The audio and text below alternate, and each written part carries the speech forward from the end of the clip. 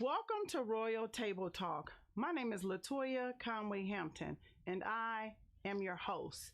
And today I wanted to have a conversation with you, but first, I want to thank you for tuning in.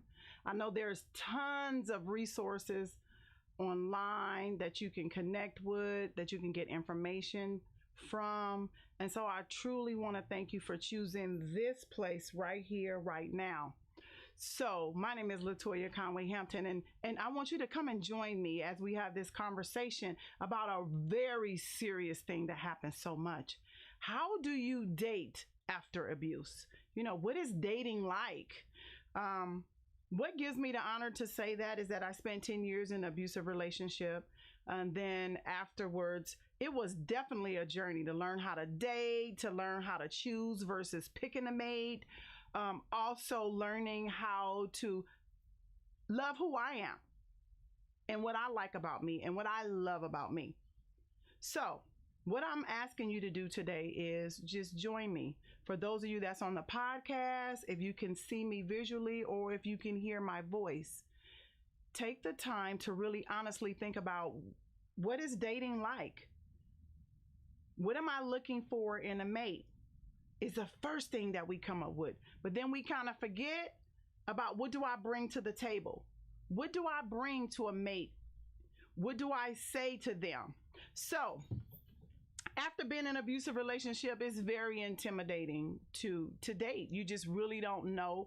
It's overwhelming when you're looking at, like, I don't want this, I don't want that. Maybe I want to be with him. Maybe I even want to be with her.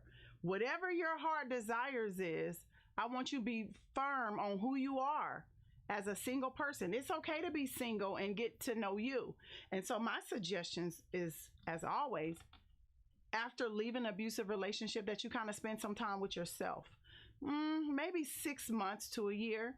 Spend time getting to know who you are as a person. So first thing, men.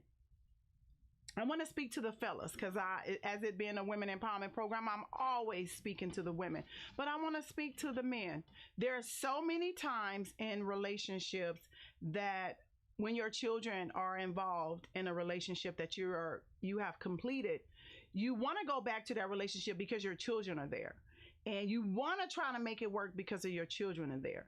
But the best and beneficial thing that you can do for your children is to co-parent with your partner without being in that relationship. Because when the abuse is there and the dysfunction is there, what you're doing is you're creating a cycle of dysfunctional children. They don't want to sleep at night. They don't know how to be independent. They always need attention. And they have so many challenges when mom and dad are going through chaos and drama in their life. So fellas, take the time to get to really realize who you are as a man. What does it mean to be a man? Now, granted, I can't tell you what it looks like to be a man. I can't tell you any of that because I am a female. But what I can tell you is, working on myself after leaving an abusive relationship, it took a lot for me to realize who I am and who I want to be. Don't fake the funk. The best way to paint a perfect picture or idea in relationship is just to live that one step at a time. A lot of relationships comes to a completion. That's okay. That just meant that it wasn't meant to be. But after being in an abusive relationship, we kind of jump out in the world to kind of pick someone because we don't want to be alone. Or we just looking for somebody to validate who I am.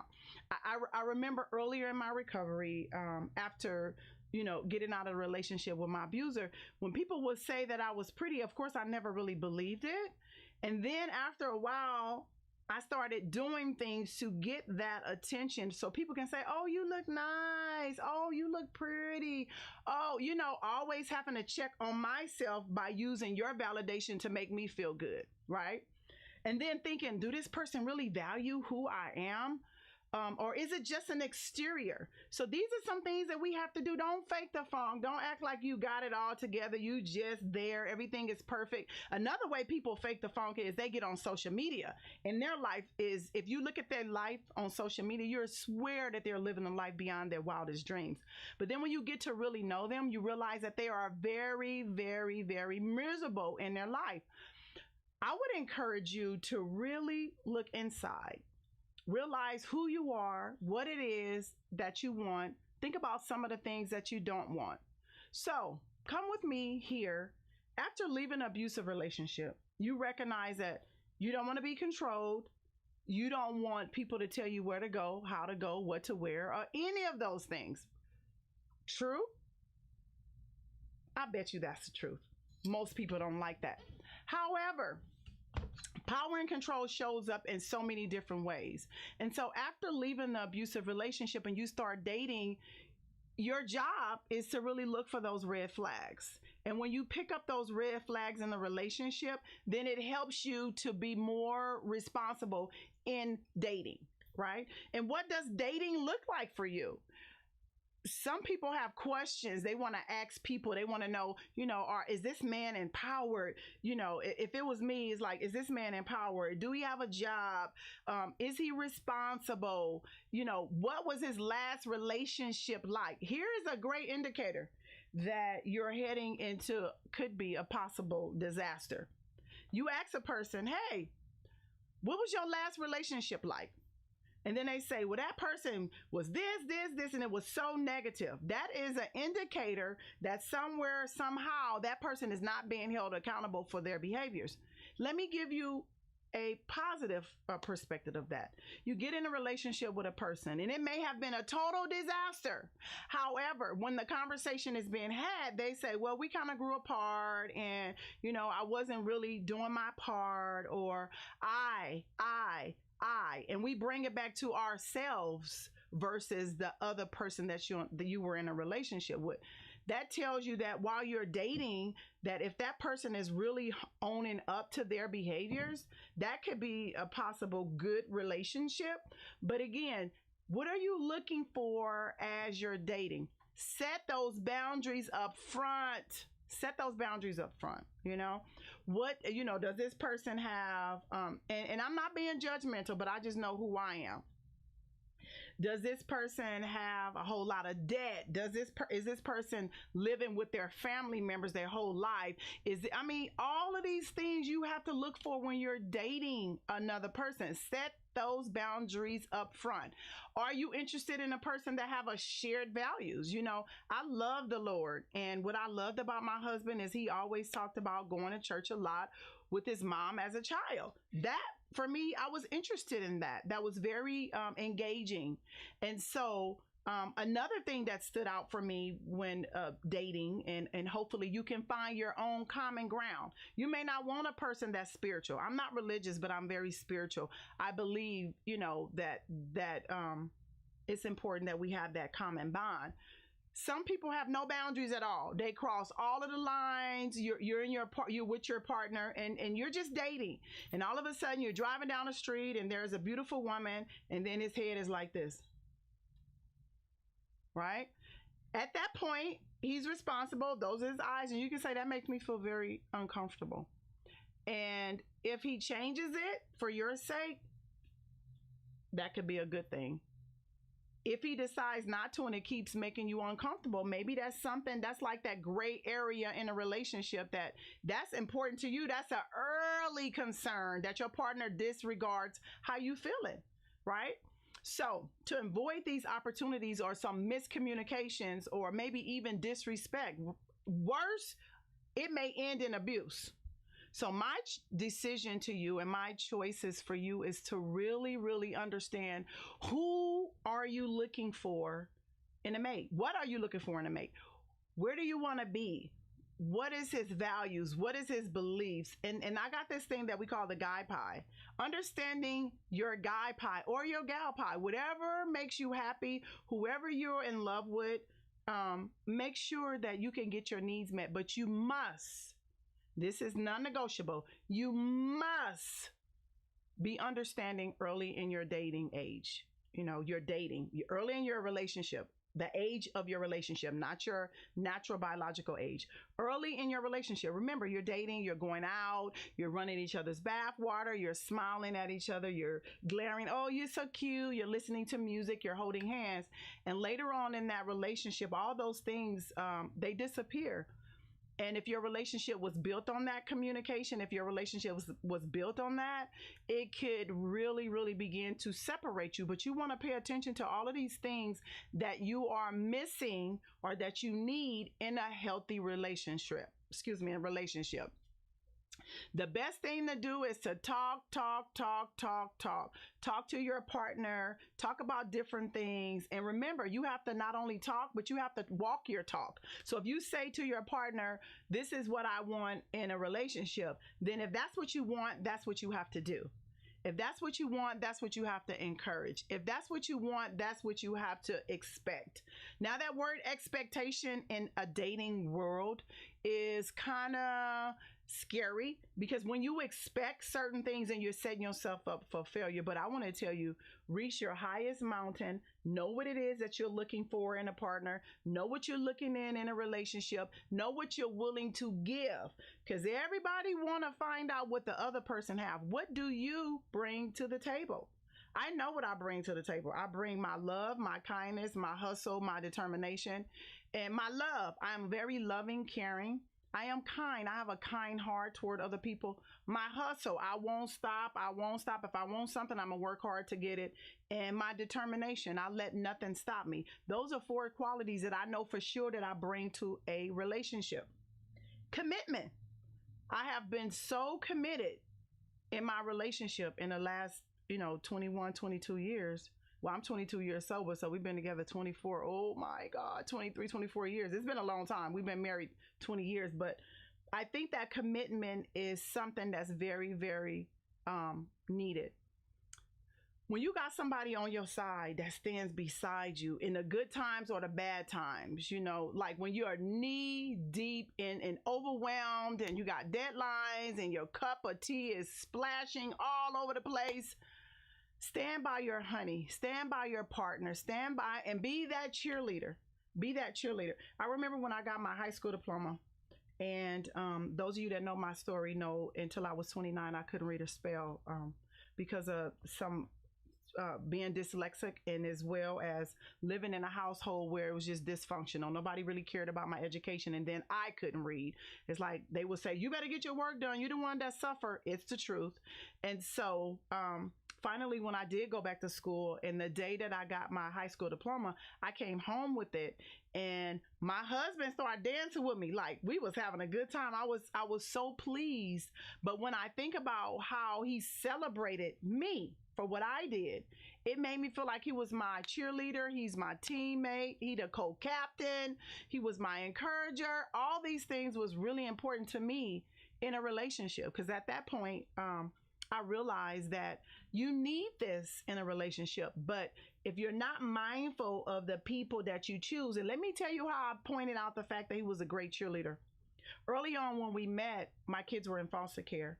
And I remember there would be calls that he would talk about, have you talked to the kids and what's going on with the kids? And, oh, you can do it. And then I said, well, I don't have money to use the payphone. He said, well, I'll give you a key to my house. You just come over to my house, use my payphone, use my house phone, and just lock up when you leave. That was in our dating years, right? Early in our relationship was really early, but just the fact that he was really encouraging. Every time the social workers would throw all of these other flames in the fire, I was bobbing and weaving as best as I could, but I had him on the side being my cheerleader. And I knew at that point that he was going to be very supportive through our journey, right? Because otherwise it's very stressful. And when you have a good person, they relieve that stress, because life could be difficult. Having a person on your side makes the journey so much smoother. As a woman, I love what I want. I want what I love. And what I know is the most authentic person. You can figure that out early in your relationship. Is this really who this person is? You don't want that relationship to force you to be somebody, and you don't want to force them to do something. And one thing as women, we do so much, especially when you have children and you get in a relationship, you try to force your children onto your partner. And I must say that don't work. They have to build their own individual relationship. We cannot force that to be so, right? Now, you might be in a place in that relationship where, that partner, you love them, he your boo, y'all going to concerts and all of these different types of things. But if you're in this relationship with a person and you know what you love and you love what you know, then you bring him on with you. A loving, caring person is willing to experience it with you, right? So, and this is so ironic. Since COVID, I don't like football. I don't like basketball. Well, I didn't. I didn't like football. I didn't like basketball or baseball. Just the announcers get on my nerves. They talk too much. I need to watch the game. Be quiet. And I found myself in the last few months when my husband's watching the game, I'm right on his side and I'm now involved. Now, again, we've been together since 1998. That's a long time. That's not the truth. That's my sobriety birthday. We've been together since 99. But that's a long time for me to be with him and not try to be involved in what he really cares for. He likes football. He's not the, yay, get him. He don't talk to the TV or act crazy or any of that. But he just watch quietly and still. And I think for me, I find myself getting more involved in it because I'm enjoying that with him. That's what he like. And so, I love what I love and I love what I like. And he experienced some of those things with me and I do as well with him. Some good things to know is recognizing those warning signs. Sometimes they're so subtle you can't pick up with those warning signs. But again, as I said earlier, ask about the previous relationship. If they said I was in a relationship with a person and it was abusive and it was that right there is a red flag. I get so many women to say, oh, he got a restraining order. He did this, he did that to that girl. She didn't do nothing. And we sometimes think we can rescue them. Well, the likelihood is that your relationship's going to end up that way, right? Listen to what your gut is telling you. It's telling you, look out. Something's going on. And I have to say this, as I always do, there's a lot of good men out there. But we have to be healthy enough to receive them. Otherwise, we're going to pick the dysfunctional people as we are. When recognizing those red flags early on in a relationship, sometimes we don't want to look at that. When you're dating, look for the red flags. How was the previous relationship? How do they treat people when you're out on dates? Are you able to say what you want to eat, or is this person determining what you eat? These are some signs that are glaring right in your face. And we have this emotional connection with people. It's that gut. It tells you something is wrong. Have you ever felt like when you first started dating that your gut said no, and then you said yes, and then later on your gut was right? If you've had that experience, type it in the reply. This broadcast is for you guys to be engaging. I will really encourage you guys, put some information in there, some feedbacks, so we can have a conversation about some of this content that we bring. But I think so many times we don't listen to our gut, and later on our gut was right. And it makes it harder for us to really believe who we are and our decision and our choices when it's not right. So listen to that. There are chances that there could actually be abuse. Make sure your next don't pay for your ex.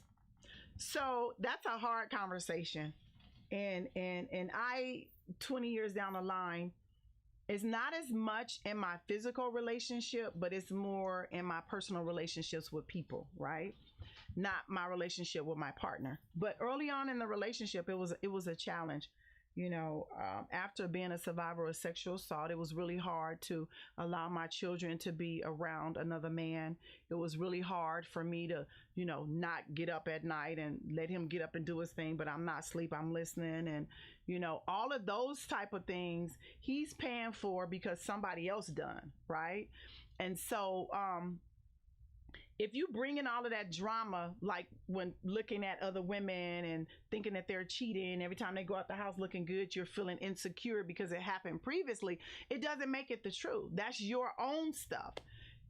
Just let your partner be who they are. And then if you start to see those things, then that's something different. But don't blame them and try to control over everything they do based on your previous relationship. That means starting new. Getting into a new relationship, it is new. Happiness begins and ends with you. So I want to tell you this. We've given you tons of nuggets. One, pay attention to those red flags. Two, have a conversation with your partner more than not. I know sometimes the first thing we see is their physical appearance. He might got nice muscles, he might got a nice smile, he might have a nice personality, nice eyes. She may have all of the same thing, and that's what we pay attention to first. But what you want to fall in love with is the internal them, because after a while, with age and time, all of that stuff is going to disappear anyway. You want to be in love with the person that you love being around. I have a godmother, and I adopted her on my own. I love her. She's very inspiring to me. We spent maybe like 5 or 6 months walking together during our walk. And I listened to this lady. Her name is Miss Kathy. And she's an older lady, of course, and her husband is older. And she said to me one day, we're walking, she said, being in a relationship is very important. You make sure you love the person you're with, because and not lust, because after a period of time, all of the lust is gone and all you have is left is love. And I was like, I don't know what that means, right? I didn't understand what that meant, but today I understand. Being in love with a person means I love you, I love your heart, I love everything about you. Now, every day is not going to be perfect. There are times in our relationship where we disagree, and it's meant to be that way. But there's also a point in our life when we get much older, all we get to do is hug each other, talk to each other, eat together, and that's also fine. So I want to encourage you, as you're dating and you're finding the person that you love and you want to spend the rest of your life with, make sure you guys are on common ground. Make sure what you love about them is something that'll last forever. My name is Latoya Conway Hampton. I'm your host, and thank you so much for joining this broadcast.